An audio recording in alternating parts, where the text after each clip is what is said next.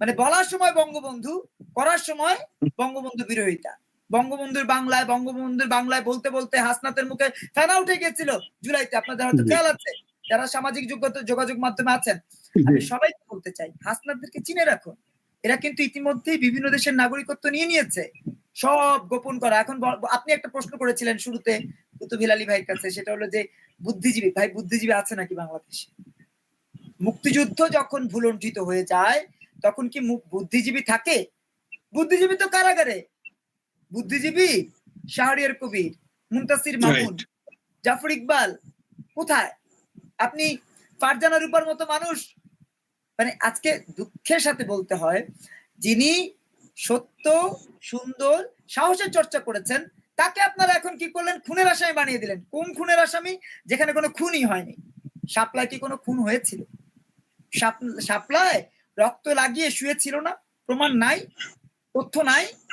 তাহলে এত সত্যের ভিড়ে আপনারা শাপলার ওই ঘটনায় ফারজানা রূপাকে আসামি করে দেন, তাহলে বুদ্ধিজীবী থাকবে কোত্থেকে? আচ্ছা, আমি মনে করেন লেখালেখি করি, নতুন প্রজন্মে যারা লেখালেখি করে, আমি কলাম লিখি, আজকে প্রায় 28-30 বছর লেখালেখি করছি, সাংবাদিকতা করছি। এই যে লেখালেখি করছি, এখন বলতে পারেন আপনার বয়স তো বর্তমানে 40, তাহলে লেখালেখি করছেন কি?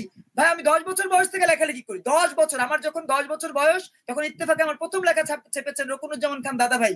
আমরা সেখান থেকে উৎসারিত আলোর সন্ধিহান নিয়ে আলোর সন্ধানে আমরা পথ চলছি।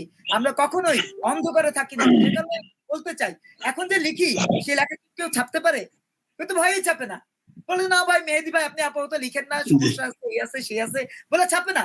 ইভেন আমি যে পত্রিকাটা নিয়মিত লিখতাম, সেই পত্রিকাটা তো বন্ধ হয়ে গেছে। যায় দিন দখল করে নিয়েছে শফিক রেহমান। এই যায় দিনে আমি নিয়মিত কলাম লিখতাম, সেই যায় দিনে লেখার অপশন নাই। আমি জনতায় লিখি। জনতাতে যিনি এখন নির্বাহী সম্পাদক, তিনি ফোন করে বলেন মেহেদী ভাই এটা রোয়া শুয়া লেখা যায় না। জনতার মতো একটা পত্রিকা, যেটার পাঠক আমরা যারা দেশকে ভালোবাসি তারা, সেই জনতার পক্ষ থেকে বলা হয় ভাই একটু রোয়া শুয়া, আপনি কোথায় পাবেন? জি, ঠিকই বলছেন। এখন জি, ধন্যবাদ আপনাকে। আসলে বুদ্ধিজীবীরা এখন তখন অনলাইনে কথা বলি, অফলাইনে কথা বলি, এটা ছাড়া আর বিকল্প আমাদের কাছে নাই। ধন্যবাদ।